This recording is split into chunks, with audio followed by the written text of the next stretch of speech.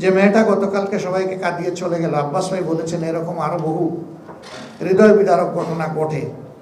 আমি ব্যক্তি হিসাবে দেখেছি, পড়েছি, জেনেছি, বুঝেছি, চেষ্টা করেছি, সবগুলো না হলেও কিছু কিছু। কিন্তু আমার মনে হয়েছে এরকম নৃশংস পাশবিক ঘটনা সম্ভবত আমার মেমোরিতে আসে না।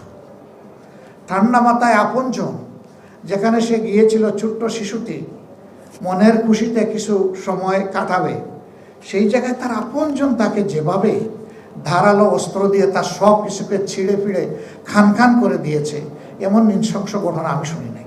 আমরা দোয়া করি এই মেয়েটাকে আল্লাহ তাআলা জান্নাতের একটা পাখি হিসাবে কবুল করুন এবং তার আপনজনকে আল্লাহ তাআলা প্রশান্তি দান করুন।